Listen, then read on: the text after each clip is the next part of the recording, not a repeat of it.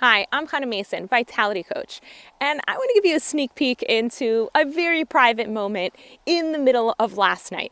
I woke up at 2 o'clock in the morning and needed to pee because that's kind of what happens with women my age. And I went to the bathroom and I come back to bed, and all of a sudden I notice my heart is racing and it doesn't want to stop. Now I happen to know that physiologically I'm totally fine. So the question that I ask myself is the question I recommend all of my students and clients memorize. It's the one question.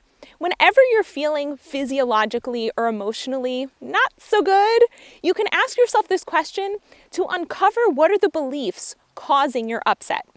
So in this case, I asked myself the one question: what am I believing right now that's making me feel this way?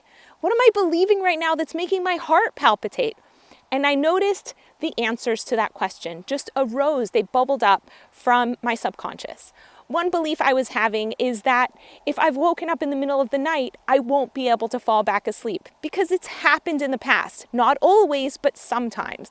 The other belief I had is if I don't fall back asleep, I'm gonna get a headache tomorrow.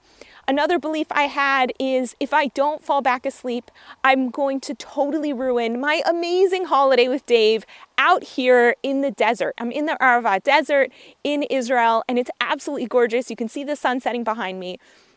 And I was so scared that if I didn't fall back asleep, I'd absolutely ruin this really, really sweet happy birthday to me vacation. So I decided to go ahead in that very, very moment and question my thinking. Is it true that I won't be able to fall back asleep? Actually, I don't know. I might be able to fall back asleep, or I might not be able to fall back asleep. But in that moment, I couldn't possibly know that. And you know what? For the next hour, I couldn't possibly know that.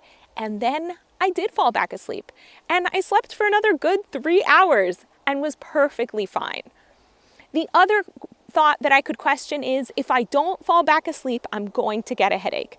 And you know what? Sometimes it's happened where I had a rough night and I got a headache, but sometimes it's happened I had a rough night and I didn't get a headache. It actually happened 2 nights ago where in preparing for this trip, I got all excited and had a difficult time falling asleep. And so I had a shorter night's sleep than I usually do. And I woke up pretty groggy, but you know what? Yesterday, I didn't have a headache. I actually had a really fabulous day hiking these hills. And the third thought that I was believing was that if I didn't fall asleep, I'd have a horrible day. And you know what? I've had plenty of nights where I only got 2 or 3 hours of sleep. And the next day, because of the events happening in my life, or because of what I chose to focus on, or who I chose to spend my time with and my energy with, I had an absolutely fabulous day. So each one of these beliefs I could question and explore a different perspective. If you want to learn more about how to question your beliefs, look out for my upcoming book, Inner Voices, to be published in early 2022.